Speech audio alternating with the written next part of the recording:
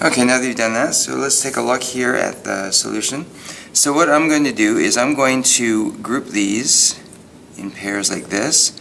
Now I'm going to include this negative sign in front of the 12x squared so that when I do the factoring, I won't have any issues with the negative sign. So I'm going to include the negative there, but then I'm going to add a plus sign between the two brackets. Okay? So then all I'm going to do is just see what's common in both of those brackets. So in this bracket, there's a pair of terms, so I will factor out what's common there. And in this bracket, again, there are two terms which I'll common factor there. So out of here, I'm going to factor out an x cubed, which leaves me with 3x plus 5. And then I see here, I can factor out a negative 4x, which also leaves me with 3x plus 5. Okay, so we see that the two brackets are equal. That's perfect. We now have two terms again. We can factor out what's common between those two terms. And that ends up being 3x plus 5. That whole bracket is common between those two terms. So then I'm left now with x cubed minus 4x. So now that we have the two brackets, we can further see to factor completely that we can factor something out right here.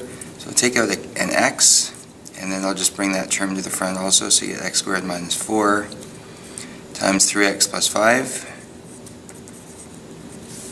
And now I take a look at that bracket right there and realize that that is a special type of factoring that we can look at.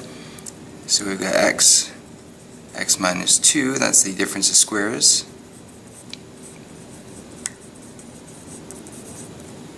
And now that we have everything in factors, now it'll be easier to solve this.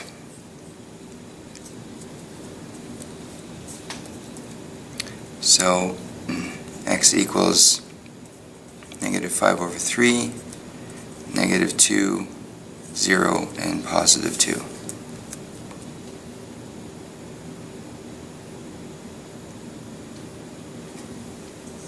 Okay, moving right along here. We have this function here used to calculate the height above a planet's surface in meters, and we have a few pieces of information there. So we want to find, to two decimal places, how long it takes an object to hit the surface of Mars if the object is dropped from 1,000 meters above the surface. I know this is a burning question in your minds and you've been wondering about this for most of your lives, so now you have that opportunity to discover the truth behind this. Okay, so S of t is negative 1/2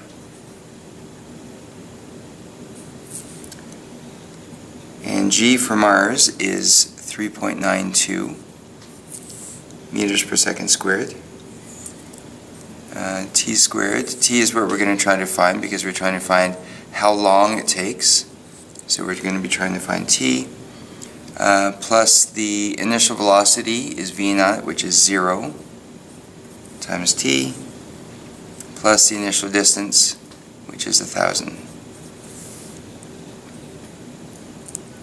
Now S of t is the actual surface of Mars, so that is going to be when the object is on the surface, that distance is actually going to be 0. So we get 0 equals negative 1/2 times 3.92 t squared plus 1,000. We'll subtract 1,000 from both sides. Multiply negative 1/2. Actually, sorry, I'm not going to do that. I'm going to get rid of this, get that on the left. Multiply negative 1/2 times 3.92. So that's going to give me 1.96 t squared equals 1,000. Divide both sides by 1.96, so t squared equals 1,000 divided by 1.96. T squared is 510.20408. And then T would be 22.59 seconds.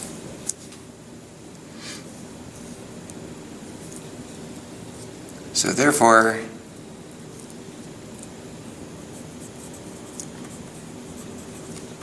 the time it takes for an object to hit the surface of Mars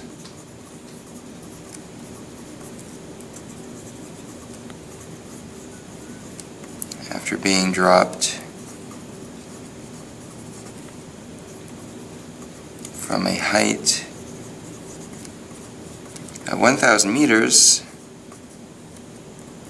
is 22.59 seconds.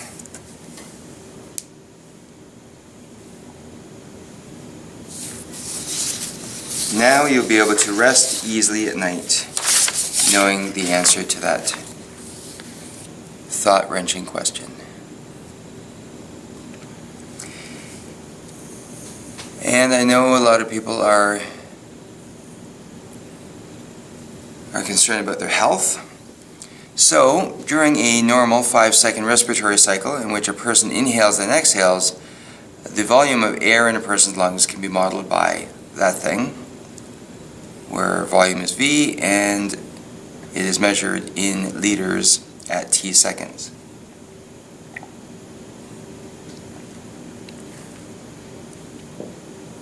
So what restrictions must be placed on T? See the amount of time that we're looking at. Well, if we're looking at a normal 5-second respiratory cycle, let's say that T is an element of real numbers such that 0 is less than or equal to T, less than or equal to 5.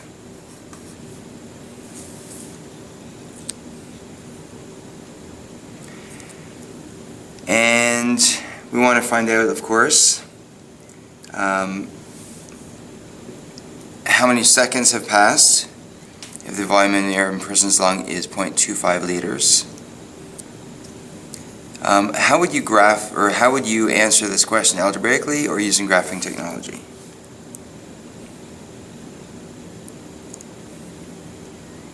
Well, if you take a look at all these delightful values here, it would seem that doing it algebraically would be very challenging. So therefore, let's use graphing technology to make it easier.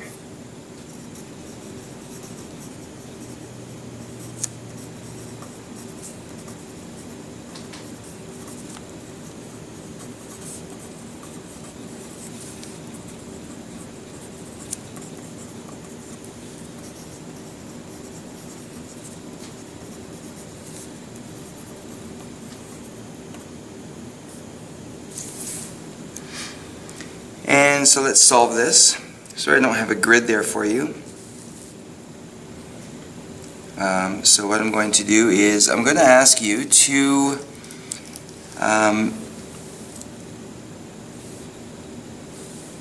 substitute in the value that we need here, 0.25 liters. That's the volume. So where would that go in the equation?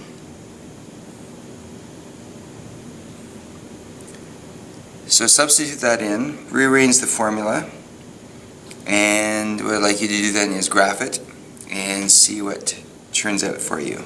Okay, so pause the video please and go ahead and graph this using some kind of graphing technology, either some graphing program you have on your computer or something online.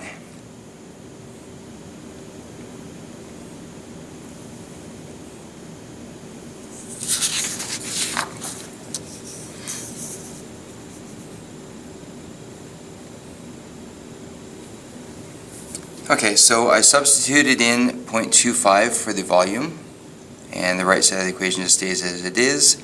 I subtract 0.25 from both sides to give me this formula. I let f of t equal this to give me the function, Then I plugged it into Graphing Technology and I graphed it and ended up getting something that looks like this. And we want to know at what times is the volume in a person's lung 0.25 liters. And as it turns out, that would be where the zeros are. And here we've got 1 second, 2 seconds, 3, 4, 5 seconds. So that's where the cycle ends. So we see that at 0.45 seconds, and I also discovered this by using Graphing Technology, and at 3.33 seconds is where the person has a volume of 0.25 liters of air in their lungs. So that is that. And here's the work for today. Please begin by working on these initial questions at home before coming in and continuing them in class. The questions with asterisks are the ones that I'm asking you to use Graphing Technology to verify. If you don't have Graphing Technology at home, then make sure you do these questions in class while it is available to you. Okay, thank you for your attention, and we'll see you in class.